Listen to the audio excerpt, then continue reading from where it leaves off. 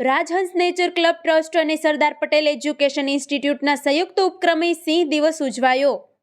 One વિભાગ ગુજરાત રાજ્યના સાસણગીર એકમ ખાતેથી દર વર્ષે 10 ઓગસ્ટના રોજ વિશ્વ સિંહ દિવસની ઉજવણી કરવામાં આવે છે, જે અંતર્ગત ભાવનગર શહેરમાં સરદાર પટેલ એજ્યુકેશન ઇન્સ્ટિટ્યૂટ કાળિયાબીડ ખાતે વન વિભાગ ભાવનગર અને રાજહંસ નેચર ક્લબ ટ્રસ્ટ અને સરદાર પટેલ એજ્યુકેશનલ ઇન્સ્ટિટ્યૂટના સંયુક્ત ઉપક્રમે ભાવનગર જિલ્લા કક્ષાનો વિશ્વ સિંહ દિવસ ઉજવવામાં આવ્યો હતો, જે અંતર્ગત વિદ્યાર્થીઓ અને જાહેર જનતામાં સિંહ સંરક્ષણ અને પર્યાવરણ સંરક્ષણ અંગે જાગૃતિ આવે તે માટે વિદ્યાર્થીઓ દ્વારા સિંહના મોહરા પહેરી મહારેલી અને શપથવિધિના કાર્યક્રમનું આયોજન કરવામાં આવ્યું હતું।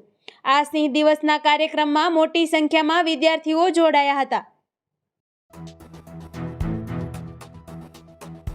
એ એમનો અસ્તેય છે અને છેલ્લો અંતિમ ગોળ એ અસંખ્યપણું સાવજ એ ક્યારેય કોઈની સાથે નથી હોતો।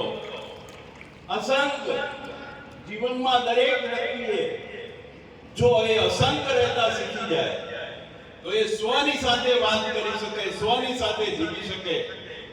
જ્યારે જ્યારે એમના સંતાનો એના પાછળ હોય છે એ પણ જ્યારે પુખ્ત થાય છે ત્યારે એની જે રીતે વાત કરી કે ગુજરાત સરકાર તરફથી વન્ય પ્રાણીનો અને ખાસ કરીને સિંહોનું સંરક્ષણ માટે અલગ અલગ યોજનાઓ એ અમલમાં છે, એના અનુરૂપે ગયા 4 દાયકાથી આ સિંહોની વસ્તીમાં વધારો થઈ રહ્યા છે। આપણે બીજી વાત કરીએ તો આફ્રિકાના જો સિંહો છે એની સંખ્યામાં આ ઘટ થઈ રહી છે, પરંતુ ગુજરાતમાં જો છે આપણા આસિયાટિક લાયનની સંખ્યામાં આ ધીમે ધીમે વધારી થઈ રહ્યા છે। એના જો મુખ્ય શ્રેય છે આ ગુજરાત સરકારના નિયમો, નીતિઓ અને લોક ભાગીદારીના જો પ્રયત્નો છે એનાથી થાય છે।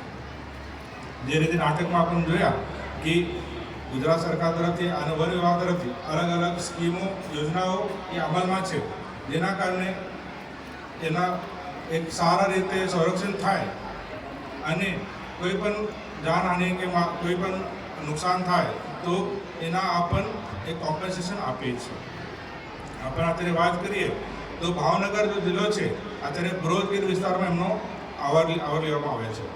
અત્યારે જો આપણા સિંહ છે લગભગ 30,000 સ્ક્વેર કિલોમીટરમાં એમની અવર જવર છે।